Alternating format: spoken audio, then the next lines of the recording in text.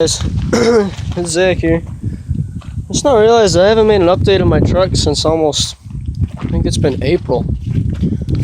Well, here's another actual overall view of the Silverado.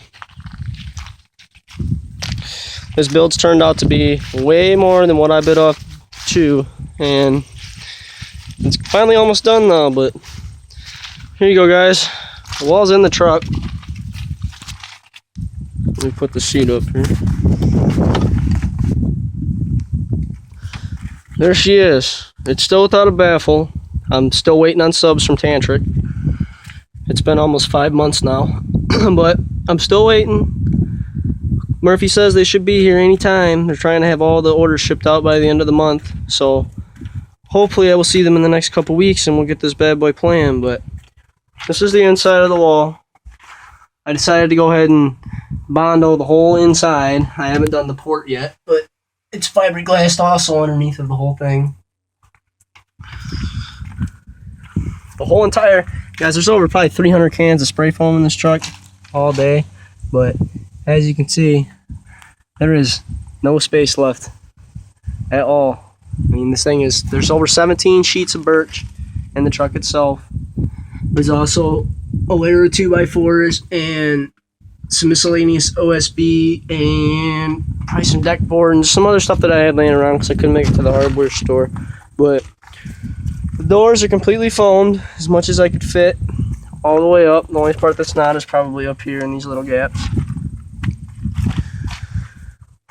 This is how it's coming along. I had to cut out half of my center console board right here. The whole headliner will go over top of all this stuff. And then I already got my baffle made up. I'll walk back and show you guys that before I take off for the day. But I also shot some foam up in these pillars up here on the top. You can probably see better on this side. Up here on the driver's pillar, this will all be foamed all the way down. I'm thinking about just getting some super tweeters to stick here for now. I don't have any mid base for the truck yet that I've gotten ordered because I've spent so much money on the wall and everything else. It's just been very time consuming. It's been about the last year of my life, guys, that I've been building this truck. So finally got the toolbox on the back. Right now I only got 3 runs of wire coming through, but everything will be running through PVC. I still gotta get up some more money so I can order another 50-foot spool and run another 3 runs. But to start off, I'll have 2 runs going to each alt, or 2 runs to the alternator. I'm only gonna have 1 alternator until I upgrade, probably sometime down the road when I can upgrade to, I'm gonna double power. But okay, back to what I was saying. Blah. 4 runs. 2 of them are gonna go off of the battery. I'm putting 2 batteries up front. I'll pop the hood and show you guys that. I also gotta do grounds. I have Project DB. He's gonna make me a ground block. I'm just gonna sand off a spot on my frame somewhere up in here, maybe on the bottom, and just tap that whole thing to the frame. It's made for 12 grounds, so it'll go straight up through the bottom here, and then that'll go into the box as well. But everything is ran through PVC, as you guys can see.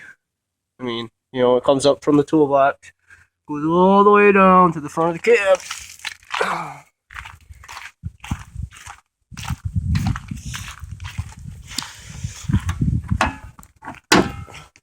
This is what's going on under the hood right now.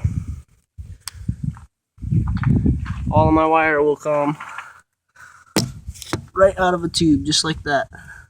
There'll be 4 tubes ran total once I get all done, which will probably be a few years down the road. But just for now, I'll have 4 runs. There'll be 1 more tube before I start coming to shows or get it playing. So there'll actually be 6 runs, 1 out from front to back. I use K&U. I'm a big fan because they're 10. And this is really why I like K&U, guys. These distro blocks here have been sitting out here under my hood for, I would say, at least a year now. Pretty close. And there is absolutely no corrosion on those wires whatsoever. Any other brand that I've used has just had bad corrosion problems, but I won't get into that. You got the seat here, 350 under the hood for now. We're probably going to add another one once we upgrade to more alternators, but for now that's what we'll do. We're going to have 2 runs off of the alt. I'm going to have 1 run coming off of the battery up front. There's a XS D34 up front here that I haven't put in yet. And I will also be putting another 3400 over here on the side in this little tray. I'll have one run of power coming off of that battery and one coming off of this battery, as well as the 2 runs coming off of the alt. And I'll probably just tape the other 2 runs that I got off until I decide to go bigger. But as you guys can see, those came a long ways. It's been a long time since I gave you guys an update. It's been like 4 or 5 months, but I've been going to town on the truck, and I guess I could walk back and show you guys the baffle. I almost forgot about that. You can't miss that. But yeah, guys, that's an overall view of the truck. I expect it to be playing by the end of the month, if no later. So, hopefully I'll be able to make World Finals this year. It's only about a 10-hour drive from where I'm at, so I'm definitely going to try to make that show. But let's walk around to the back and I'll show you guys the baffle. Alright guys, here is my baffle. Swells for 612s. I haven't cut the port out yet. I'm going to do that once I get it in the truck, just so I can make sure it's a perfect fit. But I only had room to go with the double layer and then a 1/2 inch just to recess and give me a flush mount. Hopefully 2 layers will be enough. I'm going to put 1 inch all thread in between these holes here, maybe a little bit bigger if I can afford it. But this will all be painted to match my truck. I'm gonna order the PPG code just right from PPG. It should cost me, it cost a little bit more, but it'll be well worth it in the end. It'll look really nice after it gets a layer clear and some buff on it. But I also forgot to mention too, guys, in my wall, in every single seam, there is 1/8 inch angle iron. So that gives it a little bit of extra more support. And there's fiberglass over that. And there's also, then it's skim coated with the Bondo. Once I get this in the truck, I will also skim coat the back side back here and put some steel across the back. All these seams are going to get steel cross membered from here to here and one above the top, and then as well as down the sides. And then there'll be a 1 inch piece of all thread that'll go through with a nut on the end. So I don't think I should have any flex problems, but I don't know. You never know. I built this thing like a tank, guys, so it should be pretty loud. I'm really antsy to see how it's going to sound. It's been 6-7 months in the making now, so thanks, guys.